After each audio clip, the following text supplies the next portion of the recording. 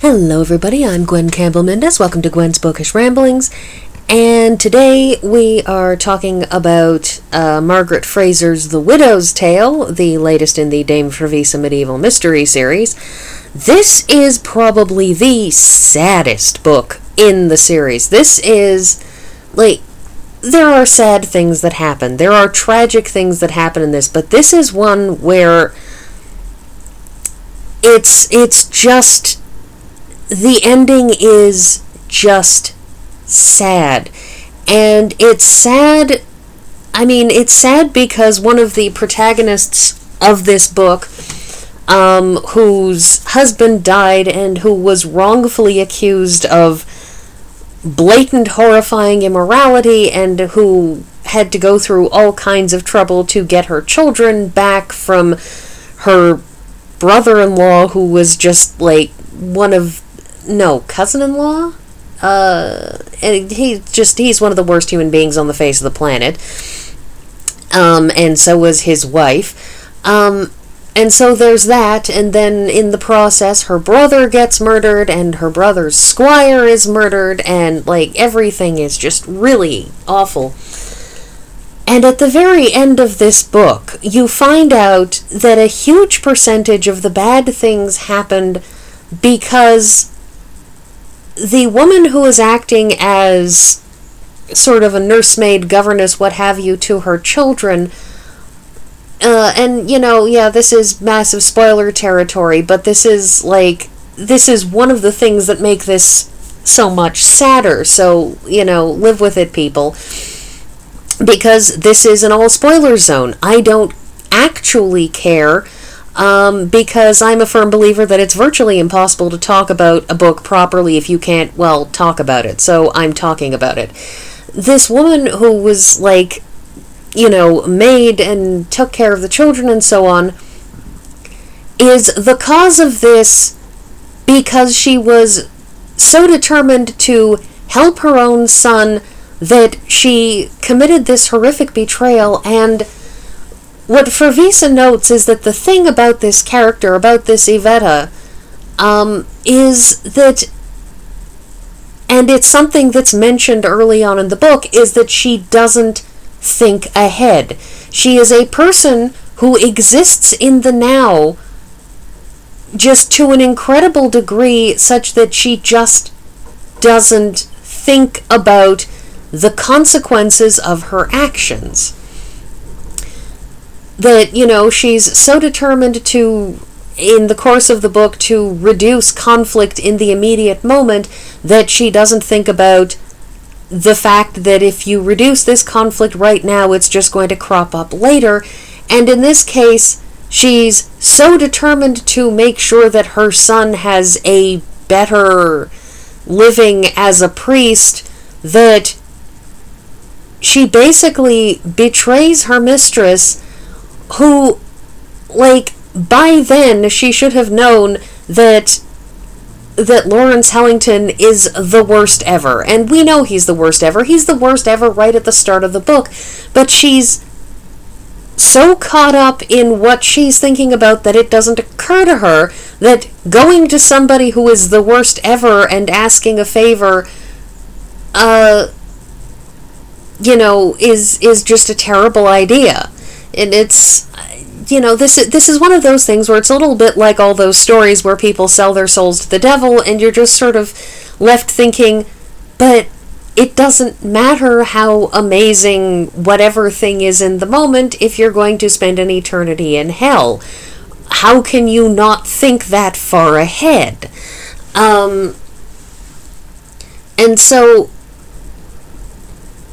in this particular case, she effectively makes a deal with the devil because she apparently doesn't have enough imagination to think that if there is a paper that two people have that they can use to convince a duke to do something, then maybe that piece of paper is way more important than just a sheet of paper, because she literally...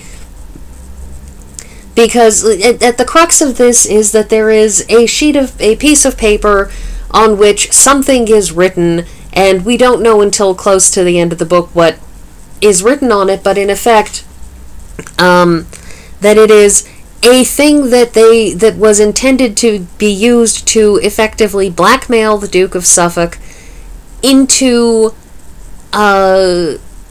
keeping this family safe. That they weren't going to, the whole point wasn't to use it for anything else. It wasn't to use it for power. The point was strictly to say, we will give you this piece of incriminating information if you make sure that the kids are safe. And that was all it was to be used for.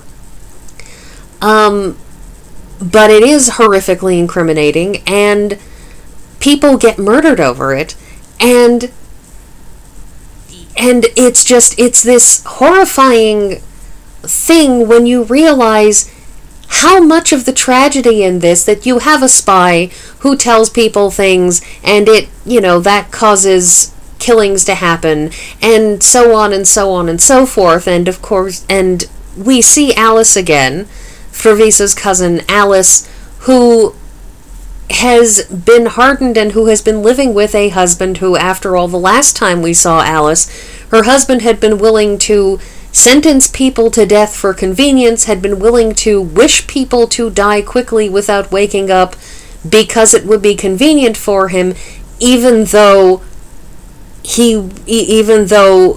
if you're a genuine believer in Catholicism and the Christian Church, you're wishing that people will die without having a chance to be shriven and confess their sins and so on and so forth. And, that is a terrible thing to wish upon somebody. But, Alice's husband is wishing these things and is doing these terrible things, and we know he's only going to have gotten worse over the years, and so we see her again, and she's bleaker, even bleaker than she was. She is,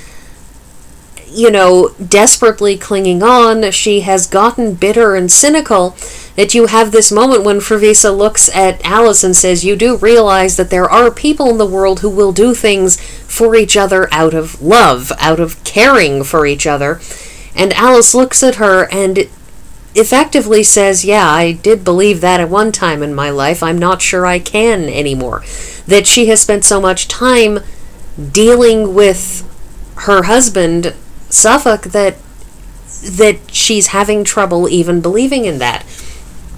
That she has trouble believing, for example, that our other protagonist, Christiana, that her brother rather, showed up just because her brother wants to help her. It's sort of this, that she looks at this and says, well, this man is one of York's people, so clearly he must be here because of politics. And Frevisse's like, he's Christiana's brother, and so he wants to come and help his sister because his sister has been horribly mistreated, and so he's trying to help, and he's here because of that, which has nothing to do with politics. And Alice literally has trouble realizing that, thinking that, even considering that, and it's because of what her husband has effectively been putting her through. It's one of the things that she said the last time we saw her, and she says it again, that at one time she and her husband were partners in this, and now he's ignoring her. He just is doing whatever he's doing, and Alice is just doing her best to cope. She, at one point in this, in fact, even says that she's not sure that her promises will mean anything, because no matter what she does or says and how much she promises with whatever power she has as Suffolk's wife, that if Suffolk chooses to overrule her, then there's nothing she can do, and he is likely to do that. And so there's a lot that's just really, really sad in this book. And like I said, at the end of this, Christiana, who started out this book I mean, we see her after her husband's death. We see her after she is kidnapped and basically dragged to St. Frideswide, to the nunnery where Frevisse lives, and they basically fork her over, lying to the nuns, saying, oh yes, she has been a horrible, horrible person, and so we are consigning her here to make her regret her sins. And the problem is, of course, that she hasn't committed any sins. She hasn't done anything morally or ethically wrong. She has just been doing the best she can in the wake of her husband's death. And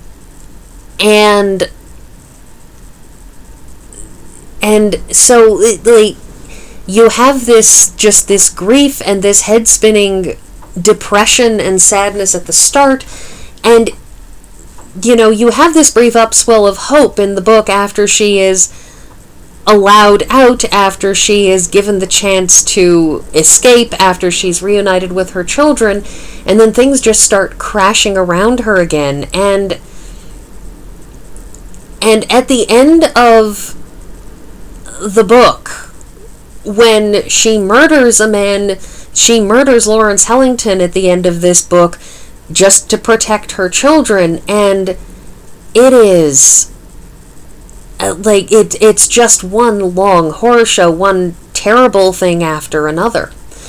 I will say this is a relative rarity in that this is a book, in that this is a relative rarity in the series where somebody has asked Frevisse to look into things, and once again, it's not frequent, because Frevisse looks into these things, and she's good at them, and she does get curious, and she does want to get at the truth, but I said before, she does tend to balk when people ask her to do things, because far too often when people are asking her, they're asking her for political reasons, for ambition-driven reasons.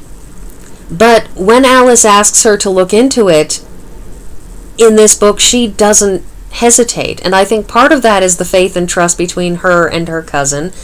And part of it, I think, is because she very genuinely feels that this is a case where somebody needs to find out what actually happened to figure out the truth, because somebody has gone around killing people who were not acting in offensive ways, that they were just acting to protect two girls to keep them from winding up being misused.